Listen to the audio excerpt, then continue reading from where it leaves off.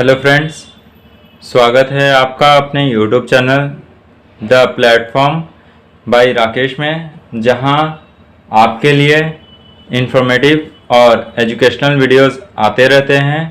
तो आज हम आपके सामने class 9 economics chapter 1 the story of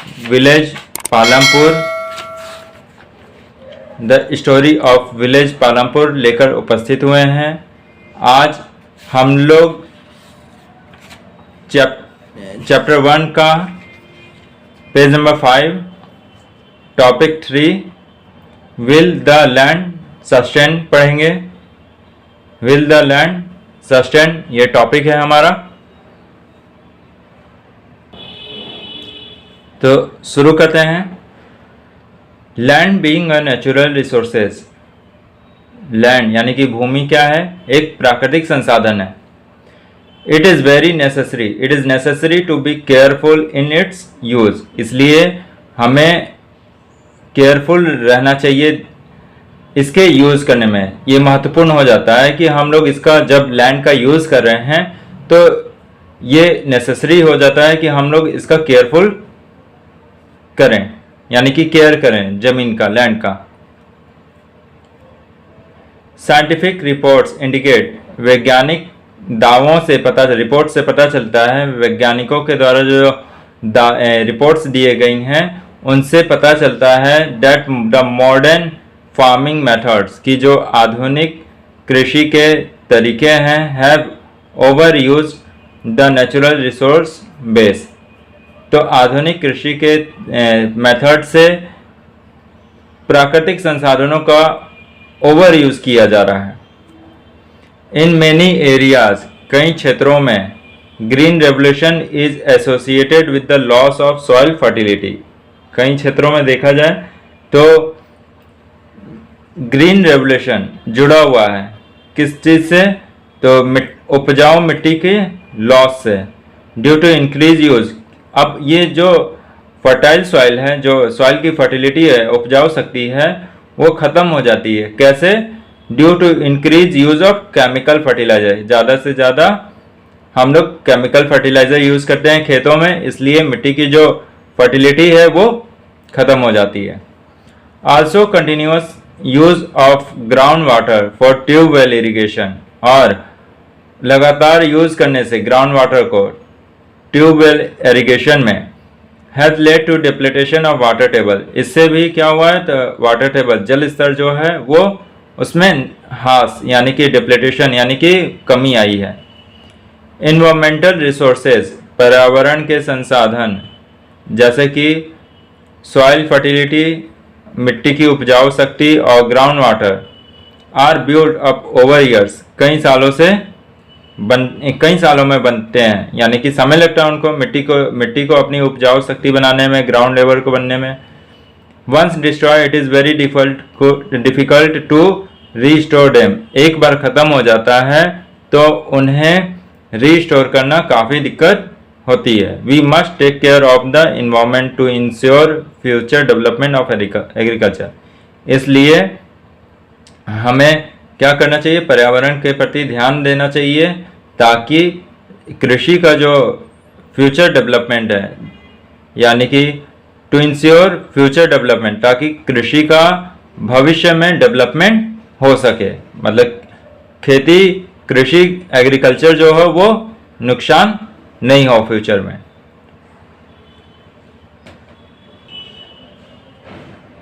after reading the following reports from newspaper magazines, ये एक्टिविटी है, सजेस्टेड एक्टिविटी, ये लोग आप खुद से भी कर सकते हैं इसके बारे में। After reading the following reports from the newspaper magazines, write a letter to the agriculture minister in your own words telling him now how the use of chemical fertiliser can be harmful.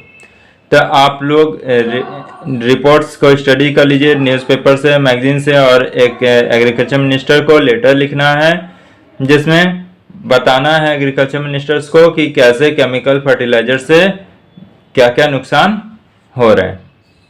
तो ये activity है, ये कोई ज़रूरी नहीं है करना आपके लिए।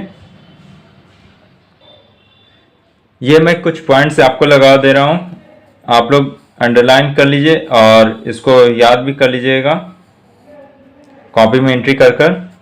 इन पॉइंट्स में से ही एग्जाम में पूछे जाते हैं आपसे।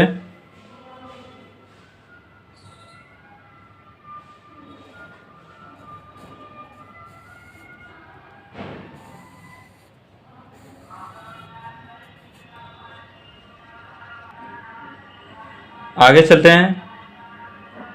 Chemical fertilisers provide minerals which dissolve in water. Chemical fertilisers जो हम लोग यूज करते हैं खेतों में, उसमें कई तरह के मिनरल्स पाए जाते हैं जो कि पानी में घुल जाते हैं and are immediately available to the plants, और पौधों को फिर तुरंत मिल जाते हैं ये न्यूट्रिएंट्स, ये मिनरल्स पौधों को तुरंत मिल जाते हैं। But these may not be retain in the, लेकिन but these may not be retain in the, but these may not be retain in the soil for long. लेकिन ये मिनरल्स जो होते हैं वो मिट्टी में ज़्यादा देर तक नहीं रहते हैं। जो केमिकल फर्टिलाइजर्स हम लोग डाल रहे हैं वो घुल तो जाते हैं पानी में और पौधों के लिए अच्छे भी होते हैं, लेकिन काफ़ी ज़्यादा देर तक ये मिट्टी में नहीं रहते हैं। दे में escape from the soil and pollute ground water. ये ज़मीन के अंदर चले जाते हैं और दे में एस्केप फ्रॉम द सॉइल, ये मिट्टी से हट जाते हैं और जाकर ग्राउंड वाटर को पॉल्यूट करते हैं। ग्राउंड वाटर हो गया, रिवर्स हो गया, लेक्स हो गया। Chemical fertilisers can also kill bacteria and other micro organism in the soil. Chemical fertilisers क्या करते हैं, वो बैक्टीरिया को मार सकते हैं और भी कई सूक्ष्म जीवाणुओं को जो कि मिट्टी में पाए जाते हैं। This means sometime after their use the soil will be less fertile.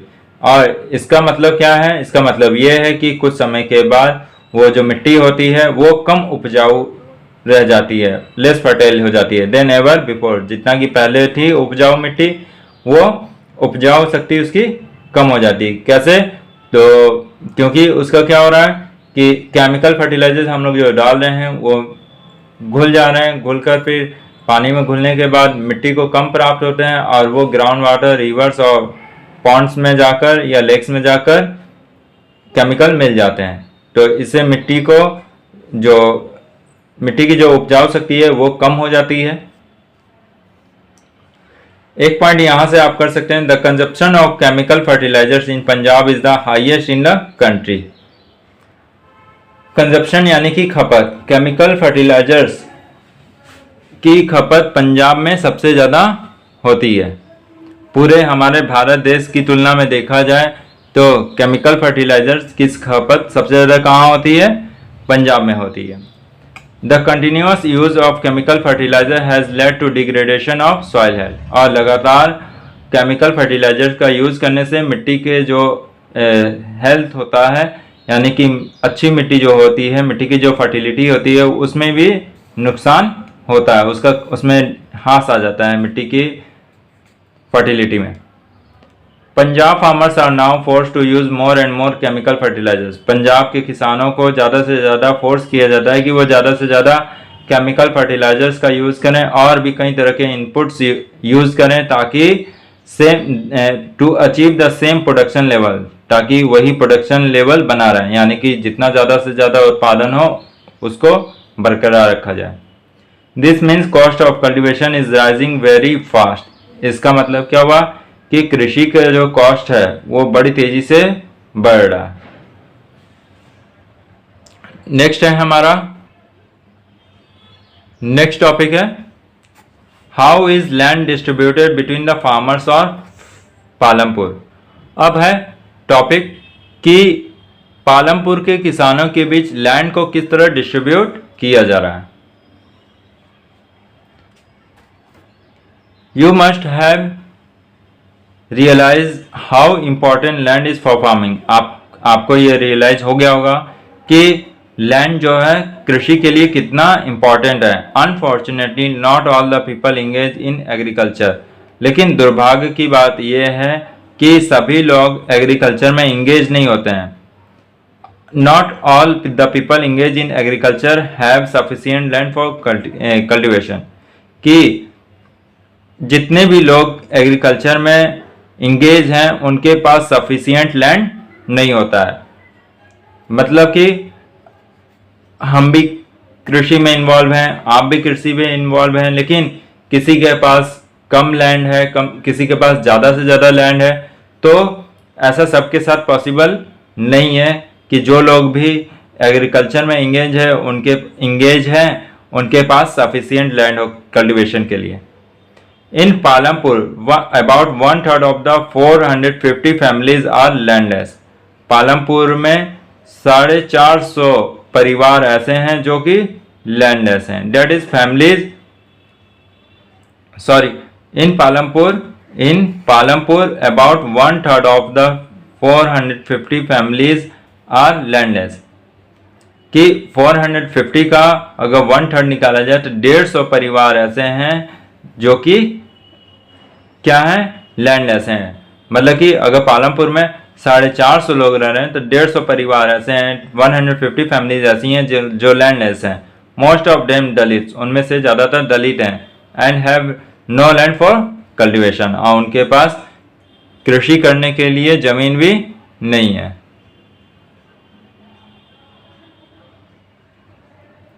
Of the remaining families who on, और बाकी जो बची हुई फैमिली है जिनकी अपनी लैंड है, जिनकी अपनी जमीन है। 240 फैमिली कल्टीवेट स्मॉल प्लॉट्स, और 240 फैमिली ऐसी हैं जो कि छोटे से प्लॉट को कल्टीवेट करती हैं। Of 240 families cultivate small plots of land less than 2 hectare in size. 240 परिवार ऐसे हैं जिनके पास 2 हेक्टेयर से भी कम जमीन है। Cultivation of such plots does not bring adequate income to the farmer family, और इस तरह की इतनी छोटी सी जमीन पर कृषि करना लोगों को पर्याप्त, वहाँ के लोगों, पालमपुर के लोगों को पर्याप्त इनकम, एडिक्वेट इनकम नहीं हो पाता है किसानों के परिवार को पालमपुर में। In 1960 Govind was a farmer with 2.25 hectare of largely unirrigated land. 1907 में गोविंद एक किसान था जिसके पास 2.25 हेक्टेयर जमीन थी। 1 हेक्टेयर मीन्स 10,000 स्क्वायर मीटर। तो 2.25 hectare of largely unirrigated land थी उसके पास, जिस पर सिंचाई उसने नहीं की थी।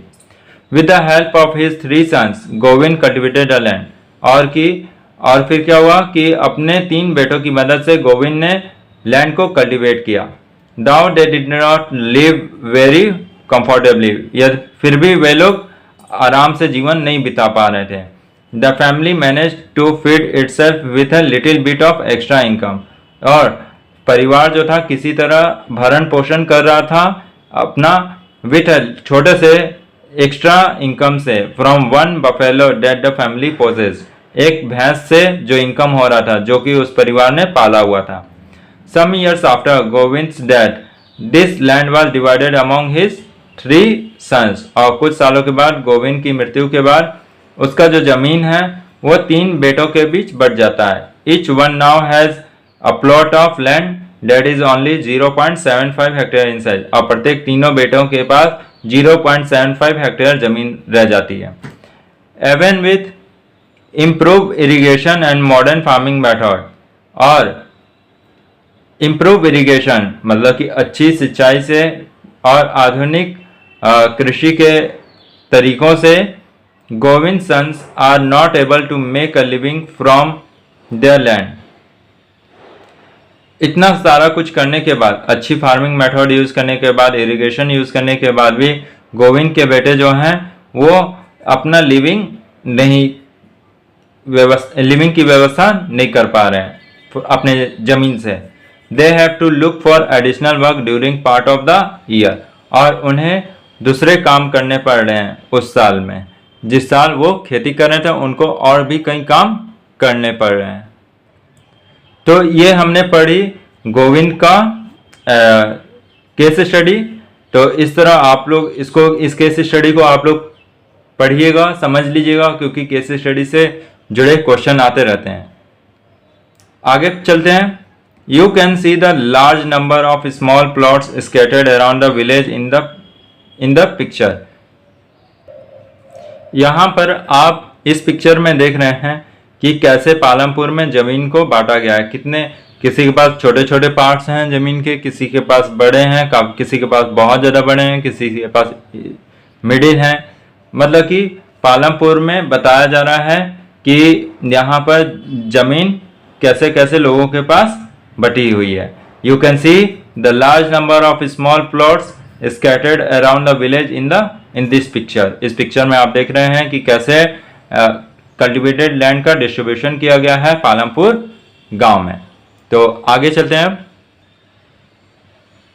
तो आपने पढ़ा, ऊपर देखा तस्वीर कि पालमपुर में कैसे लैंड को डिस्ट्रीब्यूट किया गया छोटे छोटे प्लॉट्स में। These are cultivated by the small farmers। ये सभी जो छोटे छोटे प्लॉट्स हैं ये कल्टिवेट किए जाते हैं छोटे छोटे किसानों के द्वारा। On the other hand more than half the area of village is covered by plot. और दूसरी तरफ देखा जाए तो आधा से ज़्यादा जो गांव का क्षेत्र है वो प्लॉट से कवर्ड है। That are quite large in size, जो कि साइज में बड़े हैं। In Palampur there are 60 families of medium and large farmers.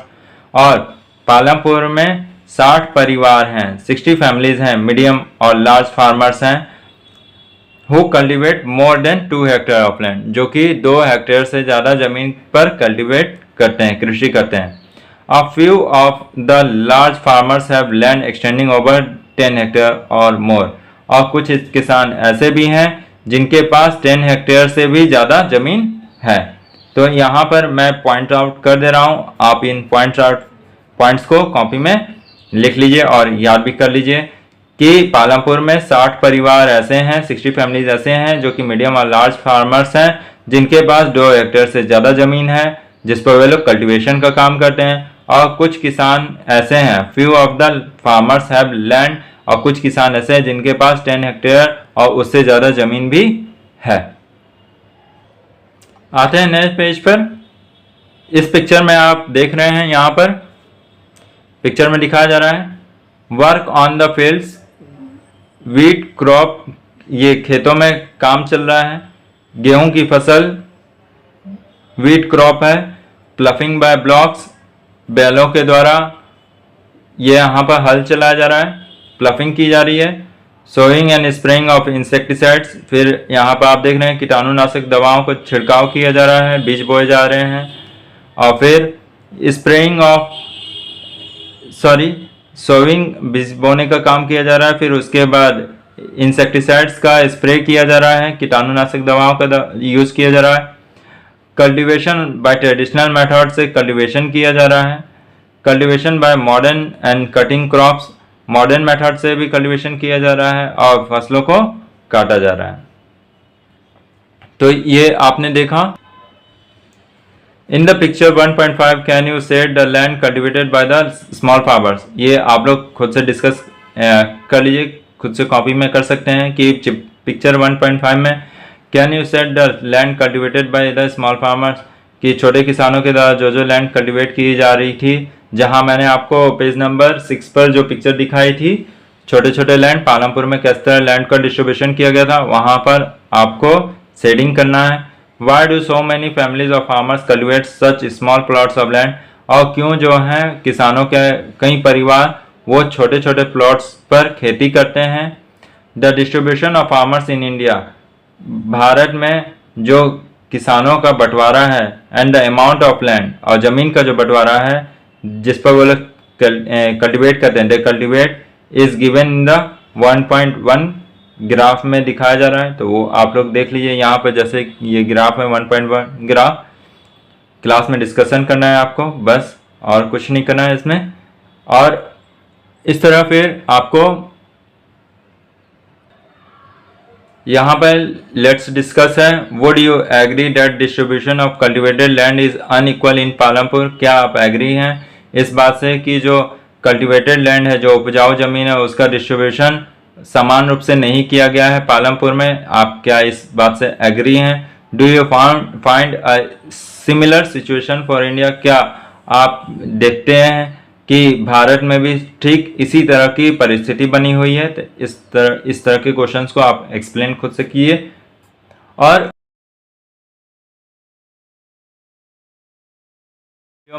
तो बच्चों, आज हम लोगों ने इकोनॉमिक्स क्लास 9 का चैप्टर 1 टॉपिक 3 और टॉपिक 4 पढ़ा।